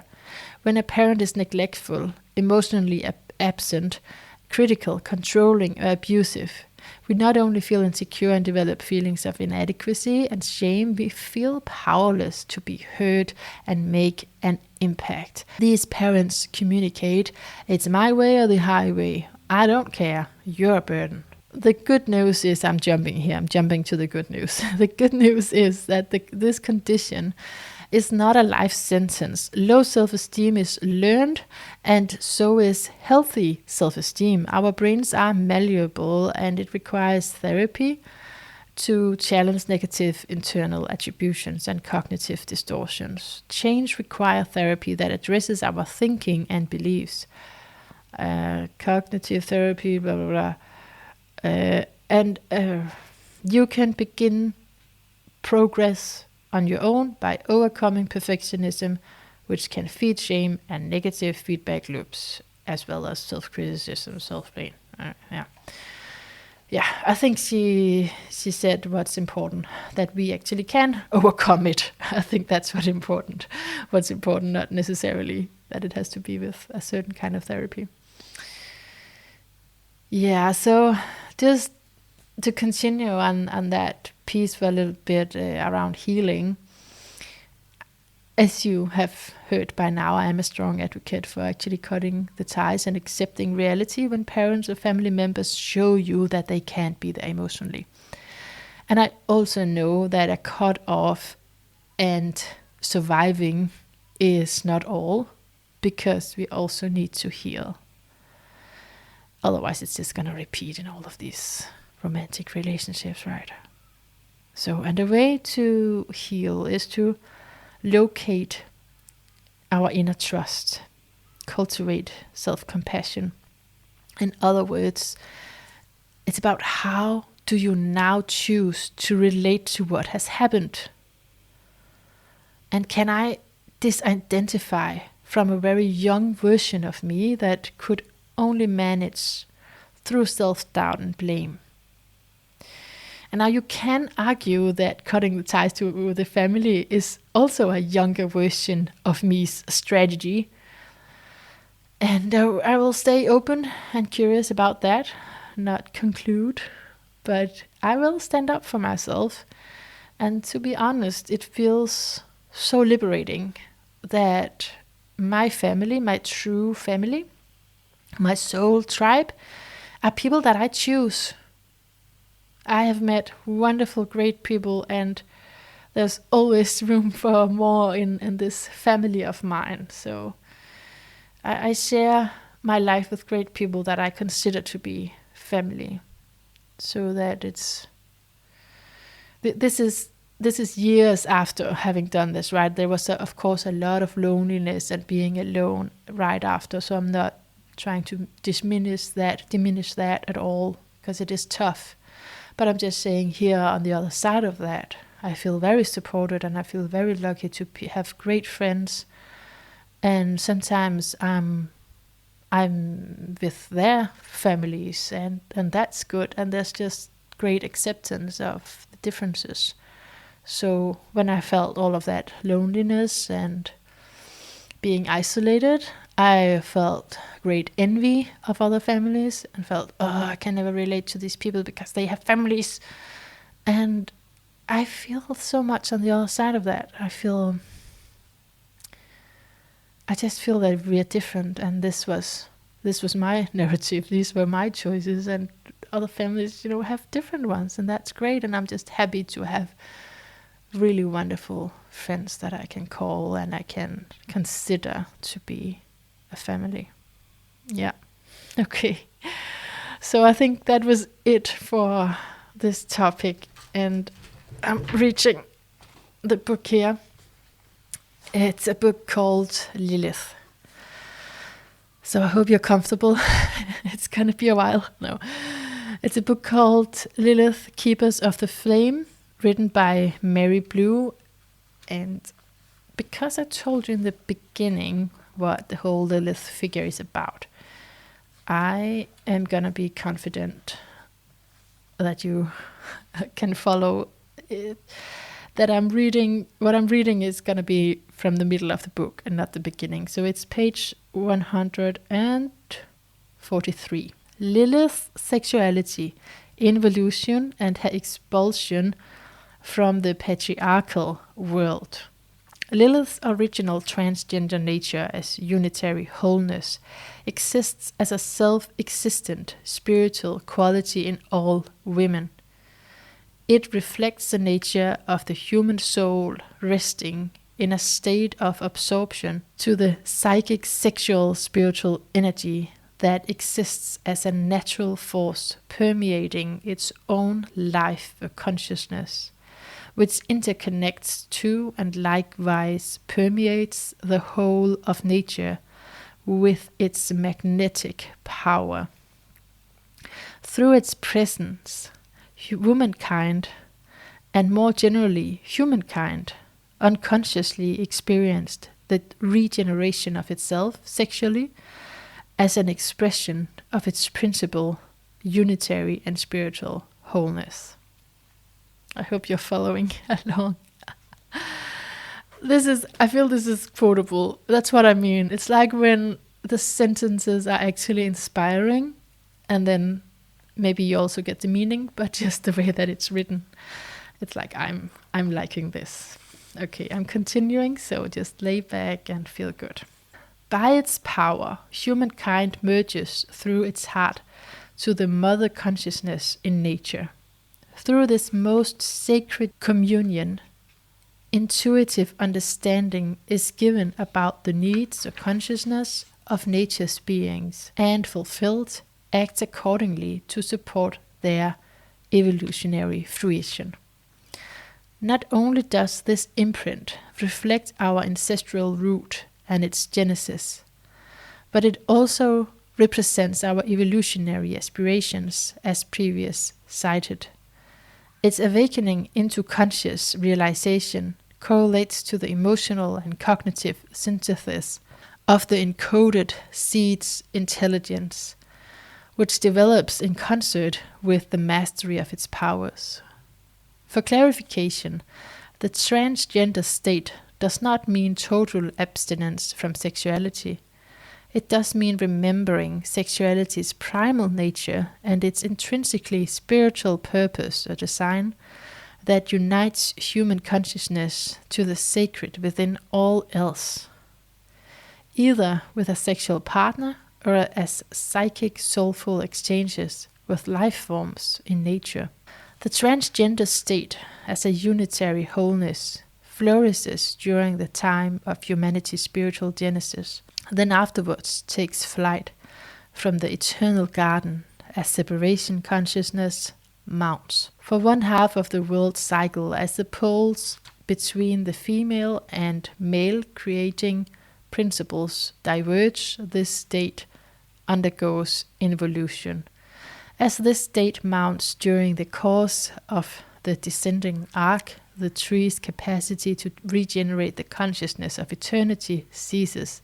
The capacity to individually and directly know this truth for ourselves has long since left us, atrophied as a consequence of the world cycle and its involuntary momentum. However, one of the major effects of this change is evidenced by the involution of human sexuality. Like our disconnection from spirit within the natural world, human sexuality underwent the same fate. Apart from its reproductive function, its original archetype involuted from the other principal functions to diffuse psychic tension and stabilize tribal unity to its ritualized form as the aforementioned fertility rituals. Then from there to its patriarchal projection as temple-controlled sacred sexuality via the sacred consort of prostitutes, and lastly to primary sexuality. All of this describes its progressive separation from its natural root in spirit through the emerging powers of the mind championed by the male creating principle in the descending arc of the world cycle. This would not be a problem in itself if humankind sustained its way of life in accordance with natural law. It would then manifest merely as a challenge that typically accompanies any dynamic process of self-discovery. However, this did not happen. Apart from its reproductive function, its original archetype involuted from its other principal function to diffuse psychic tension and stabilize tribal unity. By its desacralized nature, primary sexuality reflects all of the damaging effects of patriarchal ignorance and beliefs that have manifested in its place within consciousness to fill spirit's vacancy. And they are powerful demons of divisiveness which poison and condition our minds with their falsehood. As Jeffrey Wolfgreens taught so passionately, the patriarchy's arsenal of psychological trickery attempts altogether to foil every woman's capacity to experience the original Lilith as her authentic, sacred state of wholeness, as opposed to their projected, wrathful demonness we are led to believe is her or our true nature. The effects of separation consciousness has been described in many ways throughout his work. Metaphorically, it has been shown to correlate to the sun lover that becomes projected by desire through our reasoning faculties, while falling away from the creatress mother and her sacred tree of eternal unity consciousness. One of the ancestral remains objectifying this shift in consciousness were the ancient fertility rituals that our ancestors practiced. As egoic separation mounted, the sexual metaphor of the creatress mother uniting to her son lover began to emerge from the unconscious into consciousness as gnostic signification of what humankind had separated from as its spiritual root. And these rituals manifested as a means igniting its return, known empirically because they did, in fact, sanctify consciousness. This popularity of such ritual enactments around the globe existed because our ancestors, unconsciously so at first, could still sense and feel the joy-filled interaction between the female and male creating principles within creation. It existed as a reflection of their own separation and reunion between their souls and their creatress as involuntary forces mounted. In this sense, sexuality as a means to reunify was regarded as a sacred and holy vehicle to effect a metamorphosis within consciousness. When humans made love in this way, their hearts became united through their soul's union to the creatress mother within and without. This sexual orientation reground consciousness into its original transgender state, consecrating consciousness with an ancestral, although largely unconscious memory of its unitary wholeness and root. So I'm just jumping to 149. Here humankind has become separated from her natural primal sexual nature altogether. Womankind's memory of Lilith as tribal initiatress and keeper of the peace fades into the background, while in its place patriarchal falsehood condition her heart and mind with shame and guilt for who she naturally is and who her ancestresses once were, naturally sacred, healing, spiritually vibrant sexual beings. Contrary to womankind's original function to stabilize tribal unity through non-monogamous sexual bonding and appeasement, progressively female sexuality becomes sternly controlled by men to ensure paternity and reproductive ownership. For instance, in Rome, 451 BC, one of its laws by so-called ancestral decree was that women were subject to male guardianship by reason of levity of disposition. In other words, they must be kept under tight control because of an intrinsic instability. Their natural non-monogamous fickle sexual nature. Alternatively, women could become prostitutes, either by choice or through force and or deception, and sometimes even worse yet, to end up as sexual slaves. So I hope you understand now why I wanted to read this, right? Because it relates to what we were talking about last time. So I'm just gonna read a little bit more and then that's it. Although the patriarchal institution of marital monogamy becomes the sanctioned standard way of family life for many, it is unnatural for the human species because it is antagonistic to its biological programming. Thus, the deeper instinctual sexual needs for women and men went unmet as they became suppressed. As Jeffrey Wolfgreens so passionately taught, suppression of instinctual behaviors all have a way of popping up in a distorted fashion. This practice of monogamy led to sexual liaisons outside of marriage, creating a whole new set of problems such as possessiveness, jealousy, and attachment. Emotional states that often result in violence, genuine instability, and trauma for the family unit, by extension, the greater community at large. In patriarchal scheme of things, only women choosing to be prostitutes were socially sanctioned to be sexual with men outside of monogamous relationship. Any woman who had different ideas and was caught could be decisively and often brutally or lethally dealt with. Men, on the other hand, were not bound to these same restrictions and often sought out mistresses and consorts to satisfy their needs. In Roman times, young men would be taken to prostitutes for their first sexual encounter, a practice which lingers even in this day and age.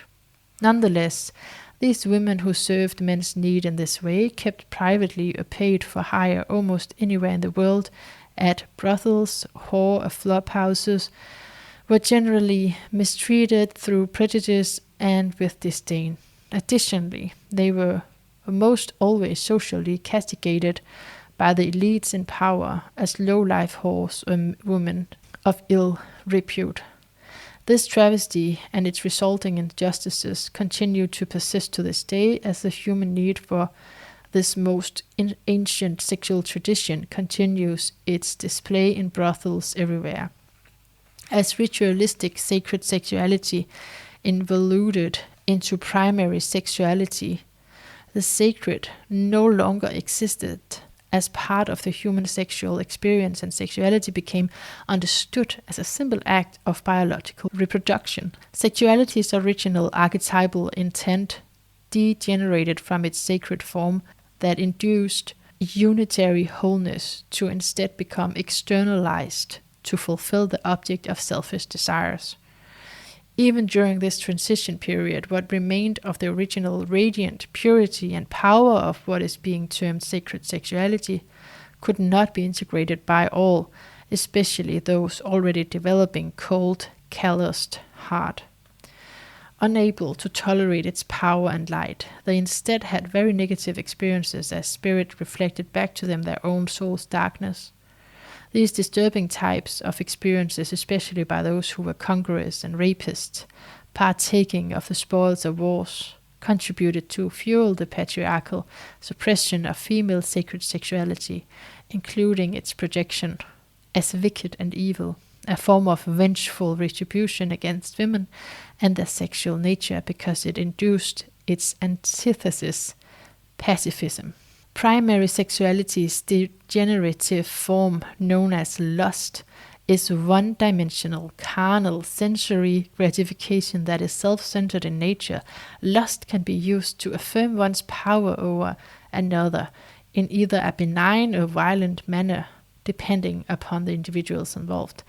Its most heinous forms is its violent, forced approach as rape. Its other degenerative form is its use to reproduce children in an unloving industrial factory-like fashion, either as descendant for inheritance purposes or to restore lost population after decimation from war.